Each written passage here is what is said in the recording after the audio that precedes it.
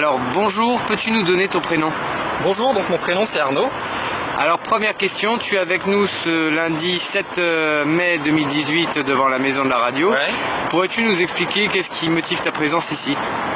Alors ce qui motive ma présence, c'est que je suis ce que tu fais, donc Sylvain, depuis un moment sur la question de l'Europe et plus généralement de l'oligarchie et de l'oligarchie financière. Donc j'ai vu que tu proposais un rassemblement, donc ça m'a paru normal de venir voir et de venir aider, de venir pousser effectivement pour faire sauter ce blocage, on va dire médiatique, sur des questions essentielles qui nous concernent tous. Alors on précise par œuvre de transparence que tu es un militant de Solidarité et de Progrès, le parti de Jacques Cheminade. Nous sommes ici donc devant un grand média public. Je pense qu'il y a peut-être des choses que tu pourrais dire sur ton point de vue sur le travail des médias publics vis-à-vis des partis comme le vôtre. Oui. Alors effectivement, Jacques Cheminade, bon, maintenant il est connu puisque il a réussi à se présenter 3 fois au présidentiel. Et depuis 1995, notamment la première fois qu'il s'est présenté, il a clairement fait l'objet d'un lynchage médiatique. Et après, non plus de lynchage, mais au niveau des médias, il n'a plus du tout été interviewé. Et là, il était candidat donc en dernière présidentielle. Et encore aujourd'hui, il n'a plus du tout de temps de parole sur les grands médias. Donc il y a clairement une censure et clairement nous on a une position claire sur la question de l'oligarchie financière et de reprendre en main la finance et notamment avec notre campagne aujourd'hui actuelle, c'est la séparation des banques. Séparer les banques d'affaires et les banques de dépôt et de remettre en place un système de ce qu'on appelle banque centrale nationale qui émet du crédit productif. Voilà, c'est ce qu'on a fait après la guerre avec le Conseil national de la résistance. On a repris le contrôle des banques et on a nationalisé l'ensemble des entités bancaires qui étaient privées jusqu'à 1944. Voilà. Et tu penses que c'est du fait que ces opinions-là soient très bien défendues dans votre parti, pour lesquelles toi-même tu adhères, je suppose, à ce parti politique, oui, bien sûr, que vous êtes ostracisé par les médias? C'est parce que ça touche de trop près certains intérêts et donc du coup vous êtes censuré à cause de ça? Ah bah, disons on est censuré clairement à cause de ça et ce sont même des journalistes qui nous l'ont dit en off lors des différentes présidentielles ou même quelqu'un qui travaillait au CSA qui nous ont dit à cause de vos idées, oui, nous on peut pas vous faire passer à l'antenne. D'accord. Alors imaginons un gouvernement idéal, c'est un petit exercice que je commence à faire un peu avec tout le monde dans les entrevues. D'accord. Propose-moi 2 ministères où tu aimerais bien poser 2 personnages très différents pour leur spécialité, mais où tu penses qu'ils feraient du bon travail pour la France. 2 personnages actuels politiques? Ouais, ou intellectuels, vraiment comme tu veux, et 2 ministères qui t'intéressent. D'accord. Ah, c'est une question difficile. À l'industrie déjà. À l'industrie? Bah, disons que c'est vrai que tu me prends un peu bah, si tu viens d'un parti politique, déjà tu peux avoir des idées de politique. Si je te pose à l'industrie ou l'économie... Bah, l'industrie et l'économie, c'est vrai que... Disons, par rapport à la conception de l'économie, disons, c'est vrai que dans notre mouvement, c'est pour ça que je suis dans le mouvement Solidarité et Progrès, je pense que disons, on a les idées les plus justes à mon sens sur la question de la production, de l'industrie et justement du progrès et de la... Donc si Jacques Cheminade avait un ministère là-dedans, à ton avis... Moi je pense que Jacques serait le plus utile en termes de justement comment on organise des forces créatives, j'ai envie de dire, et productives. Et si on prend l'éducation par exemple, là est-ce que tu aurais une autre idée qui serait pas forcément un politicien d'ailleurs? Bah, l'éducation justement, moi-même je suis sur ce terrain-là, enfin disons que je suis en train de me former et j'ai un projet de création d'école alternative et donc l'éducation effectivement aujourd'hui, quel personnage? J'en connais pas, peut-être il y a une dame assez connue qui s'appelle Isabelle Filiosa qui est quelqu'un qui parle beaucoup de comment est structuré le cerveau de l'enfant et comment on apprend. Donc on apprend dans la joie, on apprend sans contrainte et on apprend vraiment libéré et dans une totale liberté. Et comment on organise cette liberté et comment on crée un environnement autour des enfants pour justement qu'il y ait une curiosité, une réelle créativité et liberté. Et c'est voilà. Alors répète-nous son nom. Alors, comme Isabelle Filiosa, peut-être, pourquoi pas. Ça s'écrit avec un F. F-I-L-I-O-Z-A-T. Voilà, comme ça si les gens veulent chercher sur Google, voilà, et ils pourront trouver. Voilà, il y a une question de fond, c'est la question de la bienveillance. C'est un terme un peu dans les milieux en fait alternatifs, d'écoles alternatives, c'est un milieu en vogue. Et c'est l'idée réellement que voilà, on cherche pas à piéger l'autre dans une discussion, on cherche vraiment, je dirais que pour moi c'est vraiment la question de la bienveillance et le dialogue. Donc ça s'inscrit dans un dialogue comme le dialogue socratique par exemple. On voit Socrate, à chaque fois il a une humilité, il dit je ne sais pas, mais je vais discuter avec toi et je vais essayer de voir dans le raisonnement ce qui tient ou tient pas nous paraît le plus juste mais sans le nommer. Et c'est ça je trouve qui est vraiment là la question de fond. Alors, autre question, oui. Comme un petit peu tous les jours, on est quelques irréductibles à tenir et se relayer. Aujourd'hui, tu n'étais pas les précédents jours, mais dès que tu as eu l'occasion finalement de venir, tu es venu relayer un petit peu. Comment tu expliques que nos réseaux, qui sont quand même assez bien interconnectés, pour parler par exemple de la sortie de l'euro et l'OTAN, on est quand même assez nombreux. Oui. Comment ça se fait que ces gens-là, qui sont très en colère sur la toile, ne se mobilisent pas ? Ça, je pense, c'est une question très difficile à répondre. On n'a pas de réponse exacte, mais je pense qu'on a des pistes de réflexion. C'est-à-dire, et j'en reviens moi, parce que c'est vrai que je suis un petit peu en ce moment dans cette réflexion sur justement comment on se voit nous-mêmes et comment on prend confiance en nos propres capacités et pouvoirs créateurs, et en réalité comment on laisse une partie de nous-mêmes, ou une partie de notre réflexion dans quelque chose qui va nous surprendre, dans la surprise. Et je pense que c'est effectivement cet état d'esprit-là qu'on a peut-être un peu perdu, mais qui revient en fait, puisque forcément la vie et les événements font qu'on se réveille et qu'on a des sursauts. Et je pense que, disons de façon complètement anarchique, je dirais, c'est toujours comme ça, je pense qu'on commence une vraie révolution, on va dire, entre guillemets. Les gens sont pas ça peut venir du jour au lendemain, je dirais. Donc faut être prêt, je dirais. Et moi je suis plutôt dans une attente active, on va dire, pas une attente vraiment, mais je sais que on va pouvoir mobiliser les gens. Effectivement, on peut dire mille choses là-dessus, sur effectivement. Alors par exemple, si tu te regardes toi, tu es parmi les gens qui sont là, ceux qui sont venus ailleurs, ceux qui reviendront demain, ceux qui sont à d'autres manifs. De temps en temps, toi-même, tu acceptes de prendre l'effort de finalement aller quelque part.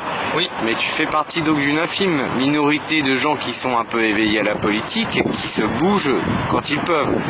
Pourquoi les autres, finalement, qui sont aussi éveillés que nous, se refusent définitivement à aller dans des manifs? Alors, c'est vrai que je pense que du fait que tu me reposes la question, je pense que moi je suis quelqu'un qui est un optimiste convaincu, un optimiste, je dirais, dans la réflexion.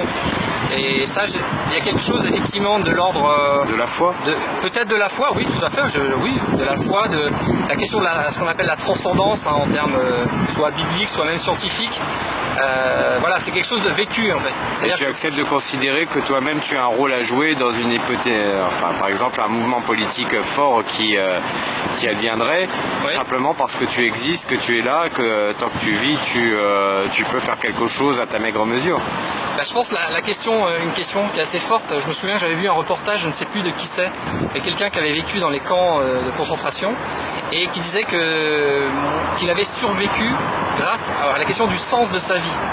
Et je pense que, bon, c'est un exemple un peu fort que je prends à dessein pour dire, voilà, je pense que qu'est-ce que c'est le sens de ma vie? Je pense que cette question-là, si on la pose déjà, et si on la pose voilà, à l'école, si on la pose beaucoup plus dans les conversations de café, etc., et disons que je pense que ça va renouveler en fait quelque chose qui est en chacun de nous, en fait, qui va faire qu'on va à un moment donné faire une action, quoi. Et tu me disais en aparté que tu étais un papa d'un petit garçon de 3 ans, c'est bien ça, oui. Est-ce que le fait d'avoir justement d'avoir eu cet événement dans ta vie, un petit bout qui naît, ça a aussi quelque part motivé encore plus tes choix de t'investir un petit peu? Alors ça les a pas changés, mais ça les a remobilisés et ça les a boostés, on va dire, puisqu'on a encore plus, puisque là on peut être seul et vouloir faire les choses, et quand on a la responsabilité d'un autre être humain, disons que ça met encore plus de pression entre guillemets. Et effectivement, c'est à partir de là aussi que je me suis posé la question, que j'ai vraiment réfléchi à la question de l'éducation.